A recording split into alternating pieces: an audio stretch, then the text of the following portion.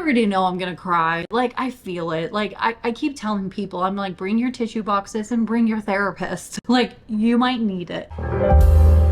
Hello, darlings, and welcome to CareOffBook. It's me, Care Darling, and today we are talking about the music that is in Wicked for Good. Now, before I get into it, I just want to say thank you to those who have subscribed to this channel. It means you like to talk about musicals and other performances, and so do I. So you've come to the right place. I'm also here to say that if you are a subscriber, you get to vote what pro shot or movie musical that we discuss in the future. So right now we have falsettos or cabaret. The last I checked, it was tied. And you get to vote as one of my subscribers, a theater darling. And I believe it's under the tab. It's either my community or our community. It's a new feature. And I think that's really cool because instead of me just asking the public what video to do, it's actually you darlings that get to choose what we discuss. So yeah, I just think that's really cool. And again, thank you so much for subscribing to this channel. Now, let's pretty much let me go ahead and be absolutely unhinged when it comes to Wicked. Today's the day that the trailer should be out. I'm doing my best not to watch it because I'm going to go see it. So I don't want any visuals to happen. Like, I want to be surprised in the theater, and I'm going to try and do my best to not listen to the songs and stuff because I don't know, I really just want to take it all in the first time I go to watch this musical. But I only thought, oh, this is interesting. There's 2 new songs that are happening in part 2 of Wicked. And I was like, wow, that's interesting. The end. No. I then saw the order of the songs and I was like, wait a minute, I think this is absolutely fascinating as far as the characters and possibly why are the songs there. So can we speculate? Can we just go through it and share our thoughts? I will definitely share mine with you. So I will do my best to try and keep things on the rails, but let's just get into it, okay? Yay me! So the first song is Every Day More Wicked, which is totally normal. That's exactly how Act 2 starts on stage. So it's like, okay, here's the fear that will be shown with the people because it's like, oh my gosh, she's so bad, right? And then it goes into thank goodness, right? Like, here's Glinda. Everything should be fine because she's here. And I believe, right, there is the announcement as far as an engagement. But also we get the I couldn't be happier, which I'm so excited to see how Ariana Grande portrays this with, you know, Glinda, because it's showing like the conflict within her, right? This is who she is to these people, but who is she really as far as like Elphaba truly knew who she was, right? So I'm excited to see that portrayal. I already know I'm gonna cry. Like, I feel it. Like, I keep telling people, I'm like, bring your tissue boxes and bring your therapist. Like, you might need it. So after that, it goes into No Place Like Home. So I'm interested to see that. Now, with No Place Like Home, of course, Stephen Schwartz wrote it, but Cynthia Erivo also helped out creating that song. And something I think is so interesting with Stephen Schwartz is that he goes to different material and puts in sort of like, I don't know, different nods from it. So I'll try and find a clip to explain this, but a lot of things in Wicked as far as the music actually comes from Wizard of Oz.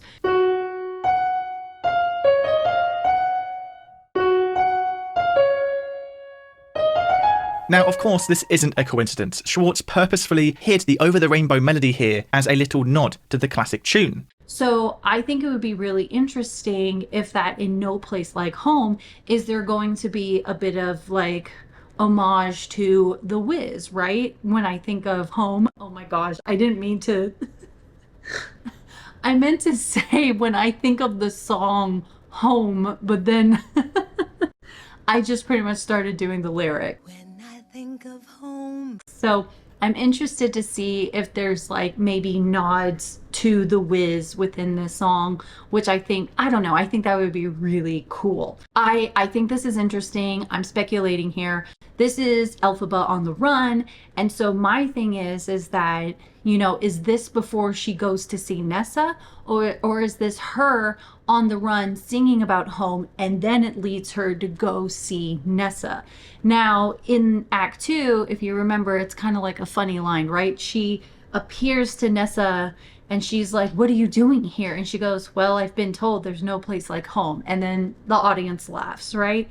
So I'm wondering if that gimmick is not really going to happen, which that's okay. It's not really needed here. But yeah, I don't know if this is her singing to Nessa saying there's no place like home, or she's in the woods singing there's no place home and it brings her to Nessa. So I'm like, that made me very interested in this. Then, of course, the next song is The Wicked Witch of the East. Now, I was confused by this. I don't know if anyone else was like, huh? Because this was not on the original Broadway cast recording. So, as a Californian, and as far as someone who was listening to that CD over and over, I was like, wait a minute, they're saying this isn't a new song, but to me, it's new. I'm confused. So this is the song, and it's more like a big scene, right? This is where it is Elphaba, Nessa Rose, and Bach, and there's that whole situation that happens. I know I spoiled some things in the beginning. I don't want to get into it as far as what happens in this song, but it is a big deal, and I'm like, okay, so this is normal. Now the next song is Wonderful. This is so exciting to me. Wonderful is in the middle of all of these songs, and I think the reason why I'm like, oh gosh, is because in the trailer we see that Glinda possibly is in this, right? And on stage it's actually between the wizard and Elphaba. So to see that Glinda is there, it makes me wonder about, the character story that Glinda will be going through. Because in Act 2, granted, it's been a while since I've seen Wicked the musical. I know I'm close to Broadway. I should just go. But in Act 2, if I'm not mistaken, it's almost as if Glinda already is upset with Elphaba, but there really isn't a true reason for them to be kind of pit against each other, right? But in Wicked for Good, it seems that Glinda will want to be that bridge where it's like, isn't this wonderful? Like, you're still my friend. I have a position here. We can all move forward. We could come, like, we could be peaceful and all this stuff. And I think for Elphaba, it's probably a sense of like, this possible, like, this is hopeful. Like, this is where it's like, okay, awesome. Then something's going to happen. I think it's Dr. Dillamond. And that's when it's going to be the point of no return. Like, that's that. And so, like, pretty much seeing Wonderful, I'm like, oh, shoot. After this song, this is when things are just going to go downhill, like, very fast. Because the next song is I'm Not That Girl, which makes me go, oh. Like, because... Now, okay, can we speculate again? Fantastic. What I think is going to happen is that, right, Elphaba is upset and she leaves. It's not going to be like, and then she does this and it's a disaster. The next day is the wedding.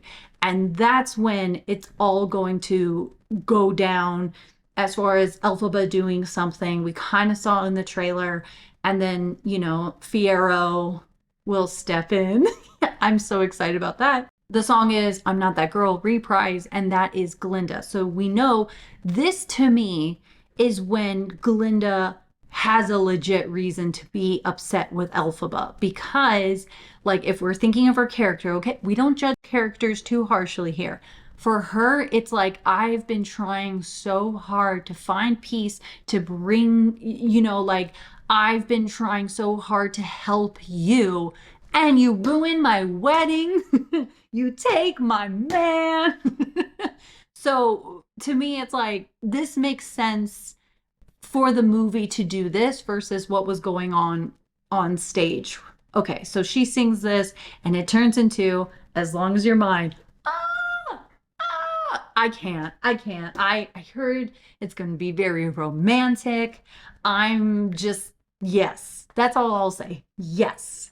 So after As Long as You're Mine, it is No Good Deed. I'm excited about this. I cannot wait to see the absolute like emotion coming out of Elphaba during this time, because it's so much loss. It's so like she made the right decision. Elphaba has integrity here, and yet why is it she is losing everything? So I'm excited to see that scene happen. Okay, that's all I'll say. I'm trying so hard not to be like, because of blah, blah, blah, right?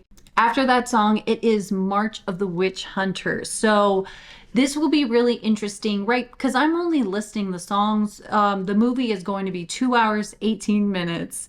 And so it will be interesting to see the scenes going on and to see where Glinda is as far as like her being, is she going to be angry at Elphaba? Is she just going to be hurt by Elphaba? What's going on? Because as far as March of the Witch Hunters, whatever is going on in this song, I think I'm speculating. This is when Glinda's like, I don't care. This has gotten out of hand. This is way too far. And then it's the song, The Girl in the Bubble, which of course is going to be Glinda's song. And I guess the reason why I was like, wait a minute, is for some reason, I don't know why, I thought this song was going to be earlier, and I thought this song was going to be like, oh wow, her bubble is finally made, right? But it's the fact that it's after the Witch Hunters and it's before For Good. And I would be very interested in this. Like, we can only speculate, right? As far as what is it she's singing? Where is she? Is she going to places where her and Elphaba were during Defying Gravity? And her coming to the realization that it really doesn't matter how much hurt or all of these stupid petty things that have happened. The point is like, this is her friend. And it's absolutely devastating as far as where everybody and society is at based on a lie. So I don't know. I'm actually the most excited about this song because even the title of it, Girl in the Bubble, like, I'm thinking popular, right? I'm thinking, oh, okay. And now I'm like, oh, shoot, because it's so close to For Good. And of course, the last song is For Good, which I'm not going to be okay. I'm going to be ugly crying. And yes. Anyways, darlings, that's it for today's episode. Thanks for hanging out with me as I blurt out all of these things on the songs, what I do know, my speculation. I'd love to know your take on different things. I'm just here as a very excited fan. And like I said, I'm trying to avoid the trailer. But listen, if you've seen the trailer, I hope you enjoy it. I hope you'll be going to theaters. I hope the tickets are on sale.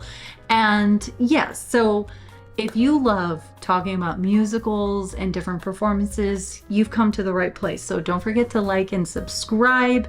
And until next time, all right? I'll see you in the next episode. Take care, darling.